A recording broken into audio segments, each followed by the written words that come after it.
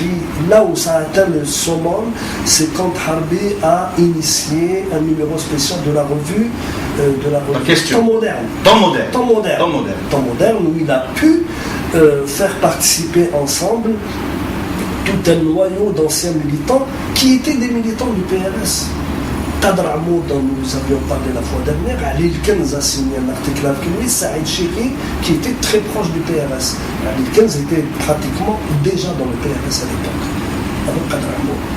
Et Harbi publie ça, évidemment, le premier qui a sauté en l'air, c'était Rachid Krib, quand il a vu sortir ça, et il s'est dit, il est en train de marcher sur le platement. Donc il va faire du recrutement, il va attirer à lui, etc. Bon, je ferme la parenthèse. On ferme cette parenthèse, c'est très intéressant, mais on ferme cette parenthèse. Est-ce que ta lecture du mouvement culturel berbère, et particulièrement du printemps berbère, se limite à cette idée de provocation, d'un côté, d'un contact?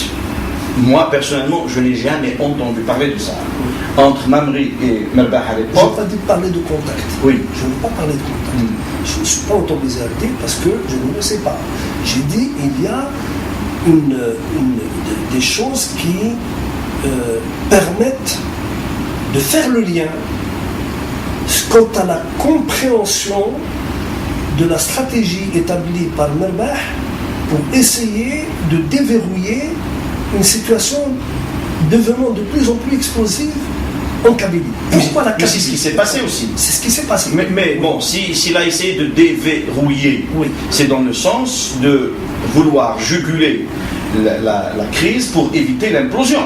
Mais il y a eu réellement implosion. Non, c'est une explosion, c'est pas une implosion. La Kabylie, ça a été une véritable explosion. Pourquoi?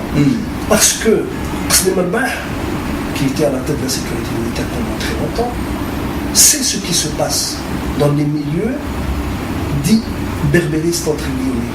Pourquoi? Parce que il y a de l'agitation berbériste, proprement parlé au sens berbériste du terme. Mais il y avait à l'intérieur des services de sécurité de l'époque, la sécurité militaire, selon les témoignages, il y avait quelqu'un, disons entre guillemets, qui était l'ennemi de la revendication berbériste. C'est le Khalayat, qui plus tard est devenu le bras de fer contre toute revendication en matant un petit peu l'ensemble des militants, etc., etc. On va le voir plus tard avec ce qui s'est passé, parce que ça ne s'arrête pas en 1980. C'est pas le 19 et le 20. Laisse-moi revenir un peu, s'il te plaît, en arrière pour comprendre la logique de Qasem Merbah. Qasem Merbah veut préserver la Kabylie, mais avant tout, il veut préserver l'Algérie d'une véritable implosion à ce moment-là entre la Kabylie et l'Algérie. Pourquoi? Parce qu'il voyait venir les choses.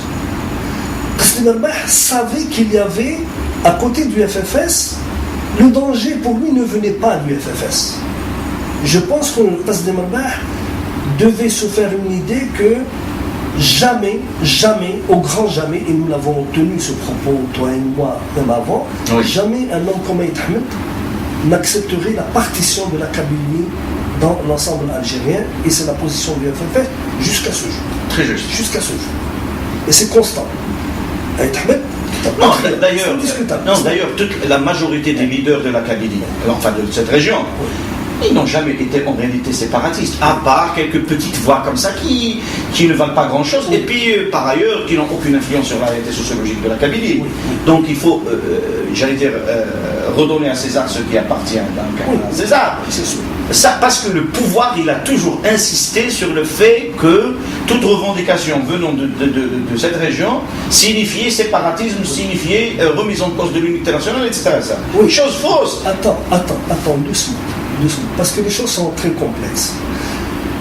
Sur la réalité de la dissidence FFS MDRA, qui était réelle jusque dans les années 80, va venir se greffer quelque chose de nouveau dont il faut tenir compte, qui est un élément berbériste radical cette fois-ci, dangereux, qui est animé par l'Académie berbère, dont nous avions parlé. Cette fameuse Académie berbère, qui, à mon avis, et je le dis, a été instrumentée par Jean Serre. C'est-à-dire par les services d'enseignement français. On dira ça de manière plus claire comme ça. D'accord. Donc, il y avait Mohamed Arab Saoud qui avait écrit un livre, Heureux les martyrs qui n'ont pas vu venir les choses. Et Mohamed Arab, qui est un officier de l'ALN, que les gens ne croient surtout pas que c'est un hakim, c'est un patriote de l'ALN, qui a toujours combattu et qui est resté jusqu'en 62, qui a fait, paraît-il, aussi partie du maquis de 1963-64. Et puis, il s'est retrouvé en France. Bon, Mohamed Arab, avec Hainouz, avec un certain Kiawan. Voilà, le nom est revenu. Kiawan, qui va réapparaître un peu plus tard en écrivant un livre sur la guerre de libération nationale. Oui, c'est ça. Et donc, j'avais dit que je crois savoir. Je ne pense pas que Zbiri était à l'Académie Berbère, mais il devait en être plus ou moins proche, puisque j'ai dit que j'ai cru, j'espère me tromper, avoir vu signer, avoir vu son... Oh, peut-être que c'était passager, c'était peut-être... C'est très possible. Mais c'est pas le profil, entre nous, c'est pas le profil, ni psychologique, c'est pas son profil, même si, en fait, il n'avait pas de politique. Non, mais vraiment, c'est-à-dire... Bon, allez. C'est pas important. Le problème, c'est que quand l'Académie Berbère se développe, elle va travailler très peu en direction du milieu ouvrier, parce qu'il était très verrouillé. Il était verrouillé par l'amicale, il était verrouillé par des marchands de sommet, et il était surveillé par des renseignements généraux français. Ça c'est un fait. Par contre, elle va travailler en direction des étudiants, des quelques intellectuels et des nouveaux lettrés qui montent dans l'immigration, les enfants d'immigrés. Et l'Académie Berbère s'agite. Elle fait des réunions, elle fait des récitals, elle fait un certain nombre d'agitations, elle mène un certain nombre d'agitations. Et l'Académie Berbère est un peu radicale. Elle demande non seulement une autonomisation de la Kabylie, mais une indépendance de la Kabylie. Je veux dire de la Kabylie.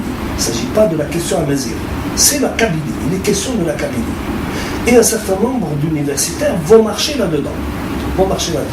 On se trouve donc avec 3 strates qui revendiquent la berbérité. La strate FFS qui est la plus ancienne, ensuite sur laquelle vient se greffer la strate MDRA, alors que, à vrai dire, la reconversion s'est faite par le passage essentiellement de Kerim Belkacem, de son état d'opposant en 1963-64, à son retour en Algérie en 1965 et à son redépart dans l'opposition en 1967. Pratiquement au même moment presque que Aït Hamoud. Donc, et quand ces deux mouvements, qui sont des mouvements oppositionnels, essayent de travailler sur l'immigration, il y a une sorte de glissement dangereux au niveau du MDRA. Le MDRA passe à l'action de terrorisme politique. Il passe à l'assassinat. C'est la tentative d'assassinat contre Boumediene. Et donc, s'il passe à l'assassinat... Sachant que le régime avait déjà assassiné quelqu'un comme Krim en 70. Oui, bien sûr. Bien sûr. Et qu'il avait assassiné Khidr aussi. Oui, en 67. En 67. Donc, quand il y a cette radicalisation, c'est une radicalisation qui reste quand même dans la logique ancienne, c'est-à-dire la légitimité du pouvoir. Avec l'Académie Berbère, c'est différent. C'est un nouveau projet pour une... J'ai l'impression que l'Académie Berbère a été plus ou moins travaillée en profondeur à partir de textes comme le texte d'Alain Perfit, qui a été publié dans les années 1958-59, qui était ministre de Gaulle, et qui parlait déjà de l'autonomie de la Kabylie en 1958. Le texte existe. Le texte existe. Mais maintenant, c'est très important. Oui. Alors, quand Qsdim Arbah a voulu calmer le jeu sur le plan de la relation entre la Kabylie et l'ensemble de l'Algérie, ce qu'il craignait le plus, C'était cette intelligence intellectuelle et politique qui est en train de monter. Elle monte pratiquement en dissidence par rapport au FFS et elle monte en dissidence par rapport au MDRA. C'est clair, Ce parce qu'il craignait, c'est qu'elles soient manipulées par le pays d'accueil. Par la France. Bien sûr. Non, mais ce que tu es en train de dire là, si on essayait de le vérifier par les faits, oui. Si je peux, au nom de nos amis, je peux être d'accord avec toi qu'une nouvelle élite, une nouvelle génération de militants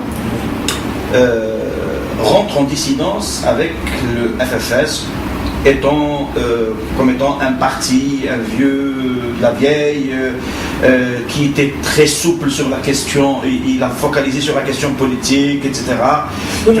La légitimité du pouvoir, etc., sans pour autant défendre la cause principale pour eux, c'est-à-dire la chose culturelle, l'identité nationale, etc.